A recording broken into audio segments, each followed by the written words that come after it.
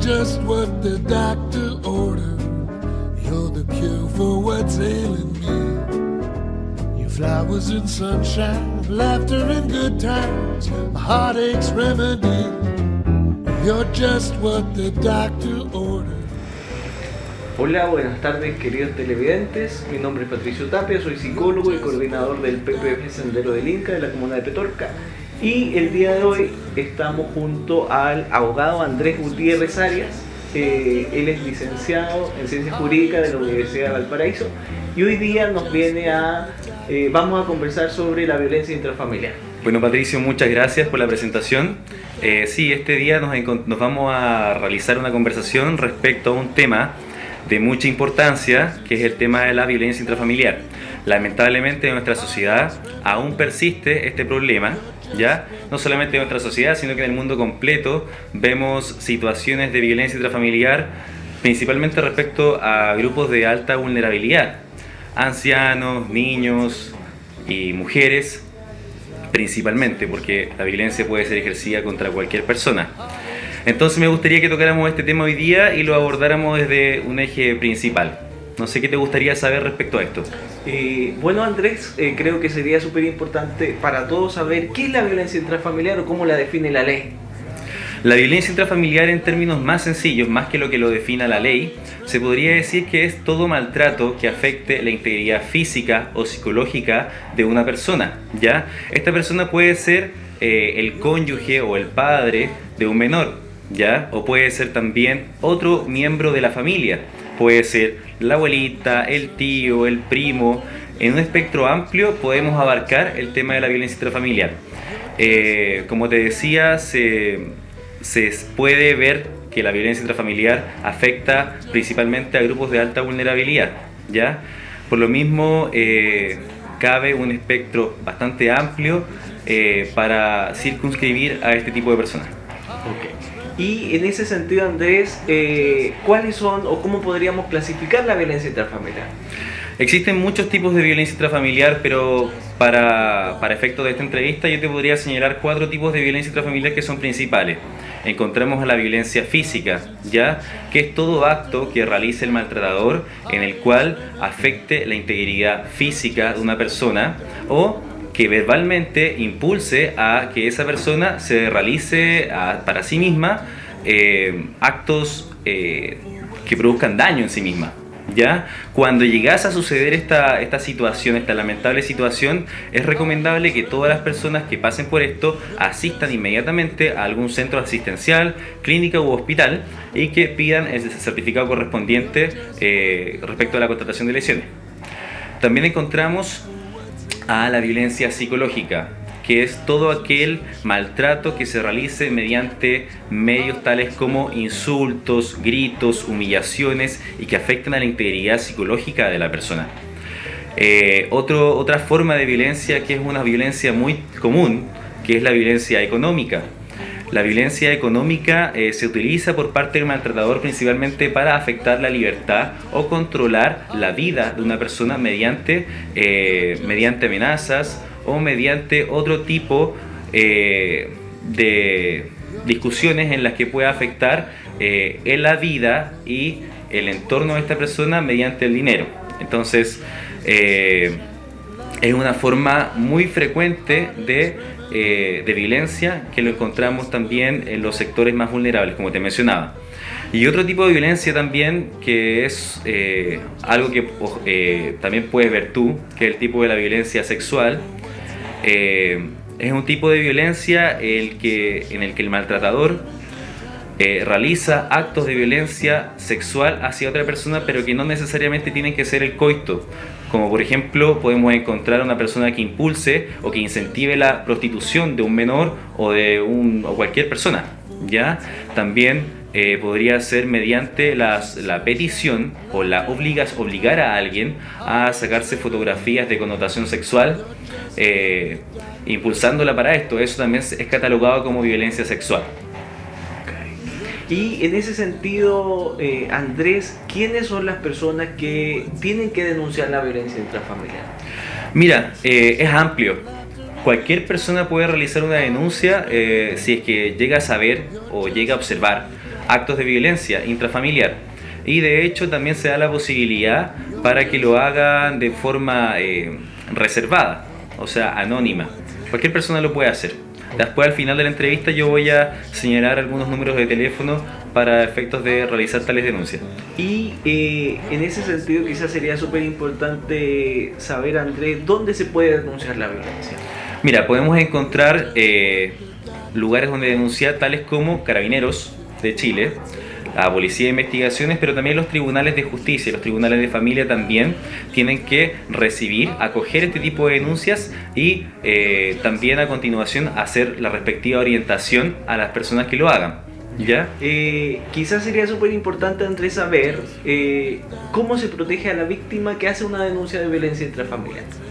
Mira, el tribunal resuelve a través de medidas cautelares la protección de la víctima durante lo que dure el juicio. ¿Ya? Ejemplo de ellos son las prohibiciones de acercamiento, ¿ya? Retirar todos los bienes que tenga dentro de la casa, es decir, abandonar el hogar en común.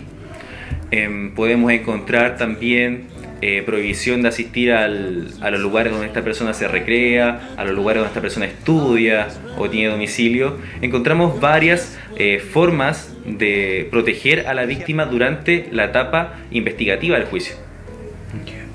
¿Y qué relación hay, Andrés, entre la violencia intrafamiliar y los juzgados de familia? Que a veces como que las personas podrían no conocer cómo es un poco el proceso, podrían sentir confusión. ¿Cómo nos podrías ahí orientar en ese sentido? Mira, la competencia de los tribunales de familia se circunscribe principalmente a todos aquellos casos que sean aislados, ¿ya? Que no sean frecuentes, que no sean comunes en el tiempo. Entonces, la relación de los tribunales de familia con la violencia intrafamiliar vendría a ser frente a casos que se den de manera puntual, ¿ya? Porque si es que no fuesen de manera puntual, estaríamos hablando de un maltrato habitual. Y si estamos hablando de un maltrato habitual, ya estaríamos en sede penal. O sea, habría que incurrir en hacer la denuncia en fiscalía, ¿ya? Para poder recibir la respectiva orientación y representación judicial. Ahora, ¿qué tipo de sanciones existen en los tribunales de familia si es que llegan a tener conocimiento de que se está realizando una violencia intrafamiliar en un hogar? Las sanciones van desde media UTM hasta 15 unidades tributarias mensuales, ¿ya? Medidas cautelares se aplican también por los tribunales de familia, entre ellas encontramos las que te mencionaba recién, tales como la prohibición de acercamiento, el abandono del hogar en común, la prohibición de tener armas de fuego, la obligación de asistir a programas terapéuticos o de orientación familiar, y también encontramos la obligación de asistir a un centro de detención a dejar una firma o constatar que la persona está realizando lo que promulgó el tribunal frente a ese caso en particular. Y en ese sentido, Andrés, ¿cuáles son o qué es el maltrato habitual al que tú te referías hace un momento? Para que las personas ahí lo pudieran entender. ¿Qué es un maltrato habitual? Mira, en términos sintéticos yo te puedo señalar que el maltrato habitual es aquel maltrato que se realice de manera frecuente frente a cualquier miembro de la familia. Ya te mencionaba recién que la relación, el vínculo que existe con los tribunales de familia es el hecho aislado, ¿ya? Porque los tribunales de familia tratan de recuperar el vínculo familiar, ¿ya? Ahora, cuando hay un maltrato habitual, lisa y llanamente no se puede recuperar tan fácilmente este lazo.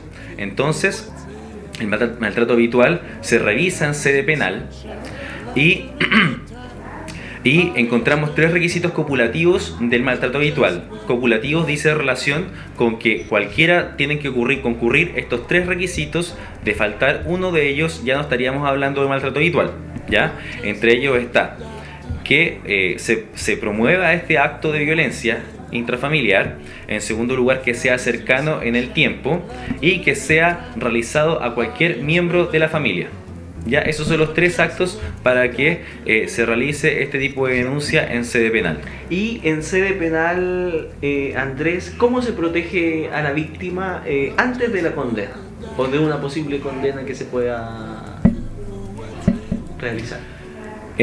Mira, como te mencionaba también, se promueven medidas cautelares, que son un poco más distintas a las que se promueven en sede de familia. Como por ejemplo entregar a la persona un teléfono celular para que llame en caso de alguna emergencia, o rondas de patrullaje de carabineros para revisar si que todo está en orden en esa casa, o entregar una alarma de emergencia, o cualquier medio que sirva para constatar que se está produciendo una amenaza frente a esa persona y que se necesita de la ayuda de los organismos públicos para acudir frente a este peligro. Comprendo. Y en ese sentido, Andrés, y a modo de síntesis con las personas que a lo mejor están hoy mirando a través de la televisión, ¿qué crees tú que es lo importante de lo que hemos conversado a modo de síntesis para poder transmitirlo a las personas? Me parece que una buena conclusión respecto a este tema sería realizar la denuncia frente a cualquier tipo de maltrato, frente a cualquier tipo de violencia que se ejerza no solamente en contra de usted, la persona que está mirando este video, sino que contra cualquier persona de su entorno familiar. Si usted llega a saber de esto, haga la respectiva denuncia, porque en el tiempo esto se puede seguir reproduciendo y va a afectar a más personas que a esa persona que está sufriendo ese daño.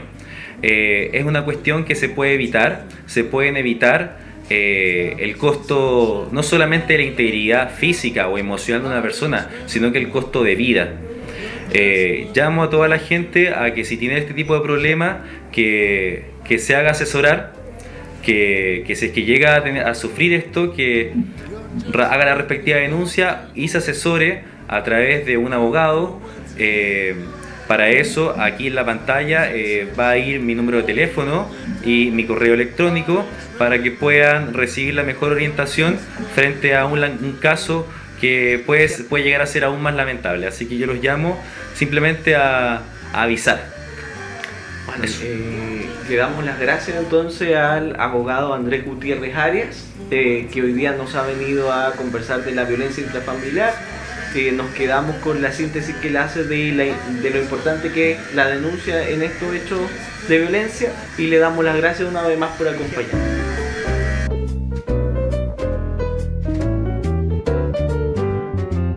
You're just what the doctor ordered. You're the cure for what's ailing me. Your flowers in sunshine, laughter in good times, a heartache's remedy. You're just what the doctor